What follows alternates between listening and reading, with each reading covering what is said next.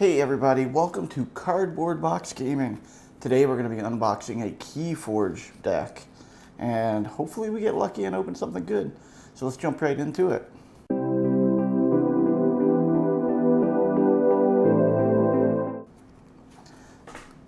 So for those of you that don't know much about KeyForge, it's a game that was created by Richard Garfield and distributed by Fantasy Flight Games, who I'm sure actually helped with refining some of the development.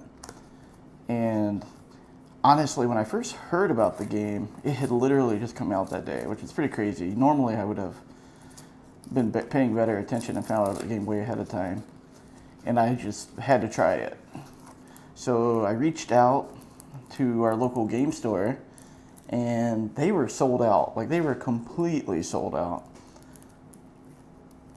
And that was really disappointing. So I had to wait a little bit of time before I could actually get one. And my wife surprised me with a couple of them in the middle of the week, and I thought that was super cool. So she had tracked a couple down for myself and two of my boys. And here is this deck. So we're going to start with, it's Mars. That's Brobnar. So the orange symbol is Brobnar. And this symbol is Untamed. Right out the gate, not super excited about a Mars deck, but we'll see how strong it is. The name of this one is Speed Guzzle of the Moderator's Moon. What's really cool about these decks is the art is unique, the name is unique, and sometimes you even get like some names that will sell for pretty good on eBay. I was looking at some of them that sold, and some of them like were going for like $180 just because of the name, not even based on the cards that were in it. And let's see here. Let's crack this open, if this will actually open for me. I'm going to go ahead and register this deck. So I'm not going to worry too much about the QR code. But let's see here. Is there anything in here that stands out? So first thing I like to do is count how many rares we actually have. So we have Autocannon in Brobnar, Mugwump, Rogue One. So we got 3 rares in Brobnar. We've got Irradiated Amber. So 1 in Mars, and so that's a total of 4, and we got Stampede and Untamed, so a total of 5. And so that's pretty good. The last deck I opened only had 2, so I can kind of show you some of the variations. Alright, so the first card we're going to look at is Mermook. I've played this card before. It's a little bit annoying for your opponent. It just makes their keys cost 1 more. The Drew Fairy, which is elusive. Anytime you reap, you gain an extra amber. So that seems pretty powerful, actually. Especially considering it has to be attacked twice to kill it. I actually have 2 of those. Ritual of Balance. If your opponent has 6 or more amber, you steal 1. So this is an artifact, so you can use this many times. That's actually pretty cool. Sacrifice. So this is Nepenthe Seed. It's got an Omni ability as an artifact, and you can basically sacrifice it to return a card from your discard pile to your hand. That's actually really cool. So the Omni ability means you can play that no matter what house you picked at the beginning of the turn. We've got Vigor, which is an action. So you can heal up to 3 damage from a creature. If you healed 3 damage, you gain 1 amber. So that's also really cool because you also get an amber for just playing that card. And we have 2 of those. Stampede, this is one of our rares. If you use 3 or more creatures this turn, you get to steal 2 amber. So at the worst case scenario, you just get the 1 amber for playing it. The best case scenario, this card could net you 3 by the stealing of 2. So this is one that actually takes advantage of actually having a lot of creatures out on the board, which is really cool. We've got the Destroy Each Damaged Creature. This is a common. It's an action. No amber for playing it. You actually gain a chain, so that means you're going to be drawing 1 less card for a turn. Regrowth, another common, and it's just simply you get an amber and you return a creature from your discard pile to your hand. And Lost in the Woods. This is sort of an interesting card, especially when you're playing against creatures that are just massive or have like attachment upgrades to them. And this will get rid of them, but you also sacrifice shuffling 2 of your own in too, which, you know, that may or may not be an advantage or disadvantage.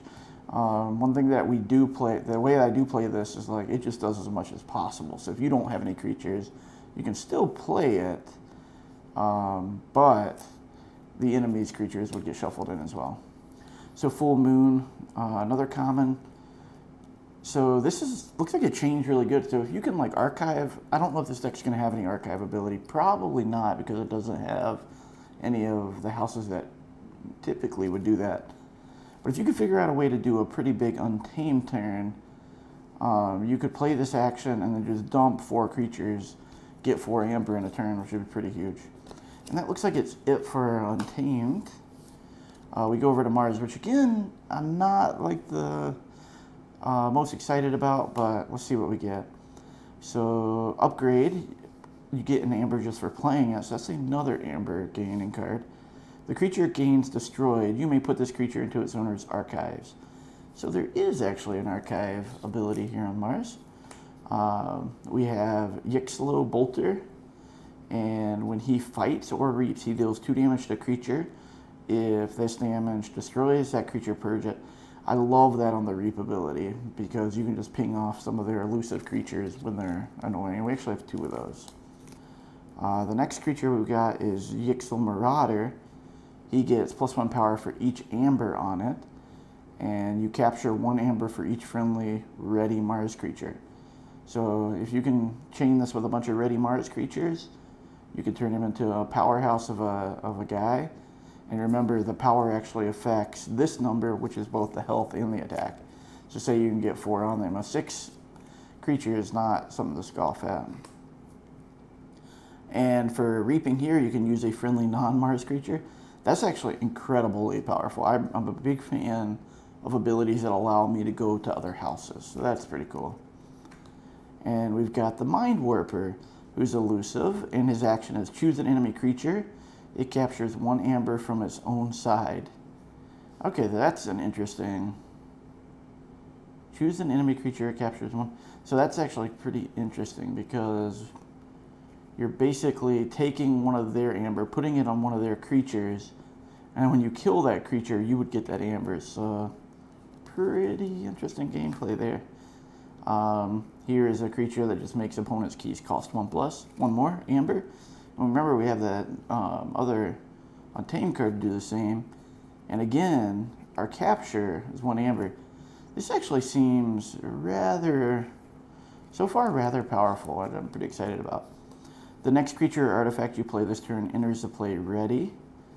So that's, I guess you can chain off like putting a creature into play ready, and then being able to reap 2 damage to something, depending on, because it would have to be a Mars creature, unless you figure out a way to play a non-Mars creature. So, for example, now this one I want to do it. Here's another action. So, play stun each non-Mars creature, gain 2 chains. Not a super big fan of that. I mean, I guess in theory it buys you a little bit of turn, but you've got 2 turns where you're down a card. And we've got this, we get an amber for just by playing it. Reveal any number of Mars cards from your hand. For each card revealed this way, deal 2 damage to a creature. You may choose a different creature each time. That's pretty incredible. So if you can get like 3 or 4 Mars cards in your hand, you could potentially do 6 to 8 damage, and you can actually break that damage up for each 2 of that. And I actually have 2 of those. I actually don't mind those cards. And the fact that it gives you an amber is also really powerful. So this is an action. If your opponent has 6 or more, deal 3 damage to each of their enemy creatures, and you get a amber for that. All right, so that is it for the Mars creatures, which again, you know, I think they're pretty strong. I think they're stronger than what I initially gave them credit for. So we have a Smash. It's a 5 creature. When you play it, you stun a creature. That's pretty cool.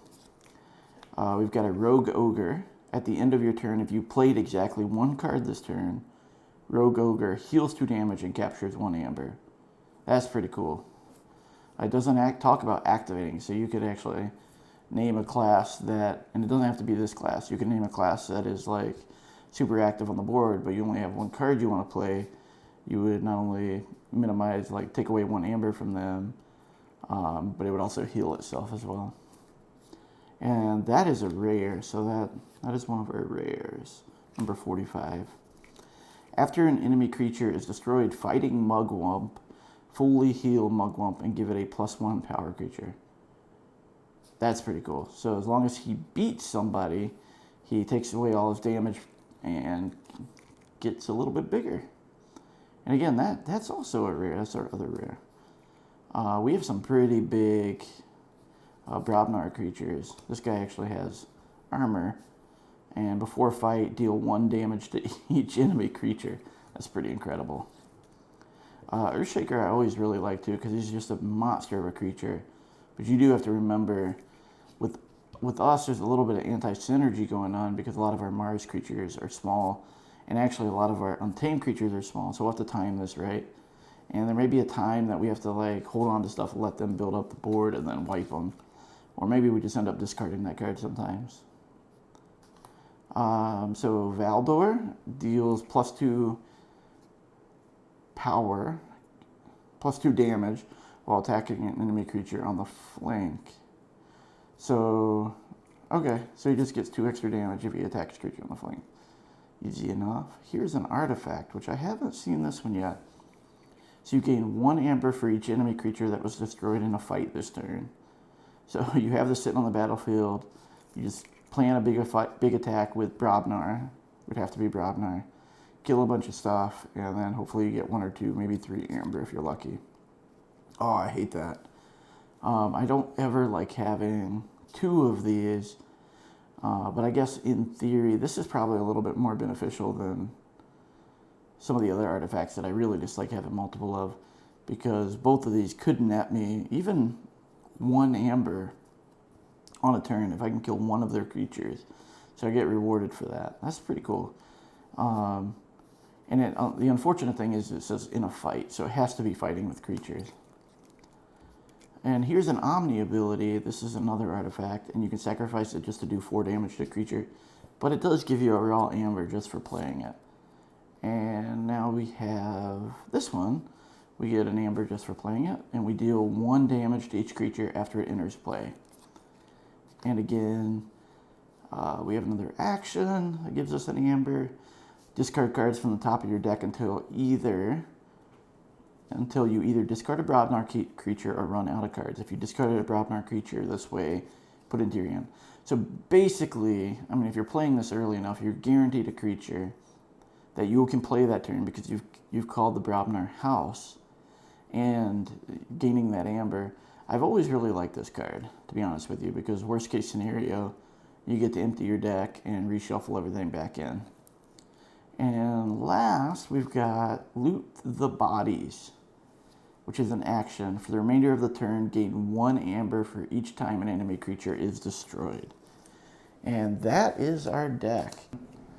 Alright, so I've been using this website here called the KeyForge Compendium, and I ran across it in a Reddit post, and I've actually really liked it, even though I don't really have a full understanding of what makes a good deck or a bad deck, because I think you have to play it to get a full like real prediction of it.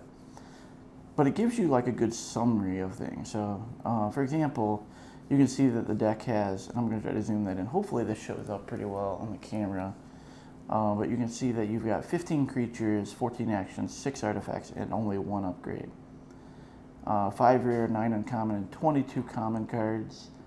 But you can see here, typically, what I've seen here is like red is just, lower than normal. But we have a really high amber rating. Our board rating's pretty low. Our amber control just a little bit below normal. Our efficiency is pretty low, and our consistency is a little bit low there too. And so overall, not an incredibly strong deck. I'd like to typically see at least 2 of these numbers being green. But we're going to see how this plays against the next deck that we're going to open up on the channel. And what we're going to do is we're going to follow up with an episode where we open our deck 2, and then we're going to battle it out in right here and see who takes like a best of 3 match. Alright guys, hopefully you enjoyed getting to see and hear a little bit about KeyForge. Honestly, it's a game that I think is something that's approachable enough for people that maybe were a little bit scared of Magic the Gathering. And I would recommend highly, highly, highly to add it to your pool of games that you and your friends play. It's just so much fun. Anyway, until next time, this is Cardboard Box Gaming, and we'll see you on the other side.